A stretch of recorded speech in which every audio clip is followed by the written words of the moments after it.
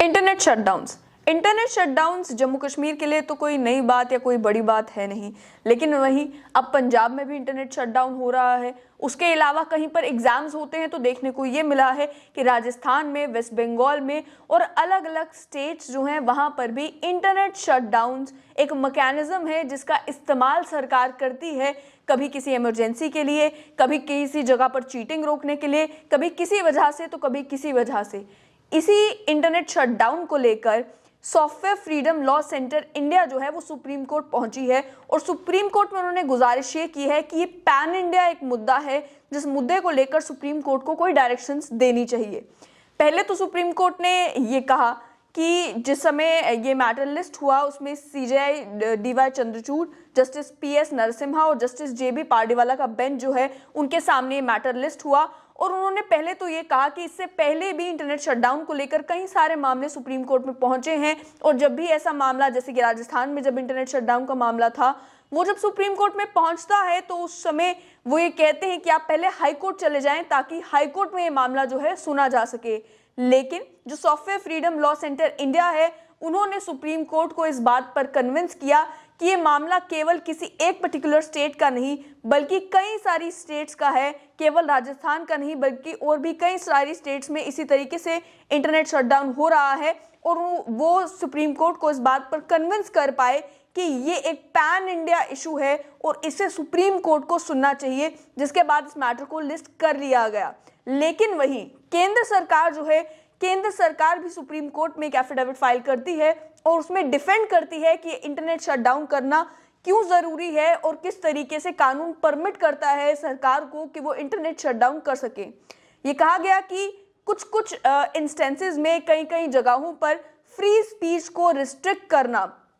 Constitutionally permissible है, यानी कानून इस चीज की इजाजत देता है। जो article 19 free speech and expression को डिफाइन करता है उसमें भी रीजनेबल रिस्ट्रिक्शंस की बात की गई है। तो ये कहा गया कि कानून इजाजत देता है कि इंटरनेट शटडाउन किया जा सकता है, फ्री स्पीच के ऊपर रोक लगाई जा सकती है। मिनिस्ट्री ऑफ कम्युनिकेशन ने जो एफिडेविट सुप्रीम कोर्ट के सामने फाइल की उसमें ज्यादातर एम्फेसिस दिया गया इंडियन टेलीग्राफ एक्ट को लेकर और temporary suspension of telecom rules 2017 को लेकर, जिसकी अगर बात की जाए तो जम्मू कश्मीर में ज्यादातर लोगों को याद ही होगा कि जिस समय जम्मू कश्मीर में भी इंटरनेट शटडाउन हुआ था तो हर 15-15 दिन के बाद जो है वो नया ऑर्डर कमेटी निकालती थी जिसमें दोबारा से इंटरनेट शटडाउन को एक्सटेंड कर दिया जाता था। तो उसी को लेकर ये कहा गया कि जो इंटरनेट शटडाउन होते भी हैं ये नहीं है कि ये परमानेंट होते हैं, such restrictions cannot be more than 15 days. लेकिन जाहिर सी बात है जिस तरीके से आर्गुमेंट की जाती है कि 15 दिन के लिए इंटरनेट शटडाउन मान लीजिए हुआ, उसके बाद दोबारा 15 दिन के लिए उसे एक्सटेंड किया जा सकता है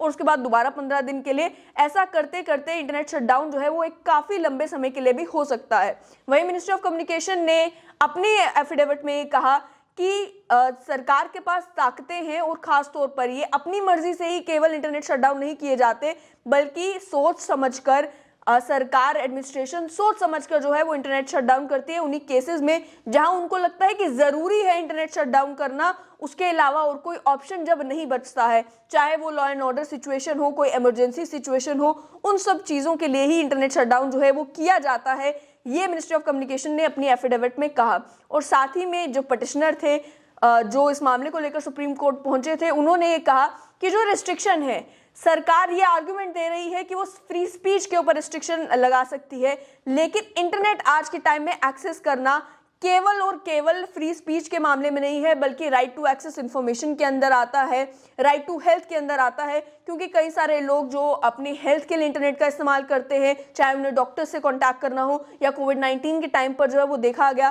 कि किस तरीके से इंफॉर्मेशन का एक्सेस जो है वो इंटरनेट के जरिए लोगों तक पहुंचा, तो उस सब के लिए भी इंटरनेट रिस्पॉन्सिबल है। इसीलिए इसे केवल फ्री स्पीच के एंगल से देखना नहीं चाहिए, ये पटिशनर जो है वो आर्ग्यू कर रहे थे। इसके चलते सुप्रीम कोर्ट ने दोनों पक्षों की बात सुनी, जो एफिडेविट था उसमें भी जो सारे तथ्य रखे गए उसे भी सुना और साथ ही में जो पिटिशनर कह रहे थे उसे भी सुना और उसके बाद इस मैटर को जुलाई में हियरिंग के लिए लिस्ट कर दिया गया है। आगे देखना ये होगा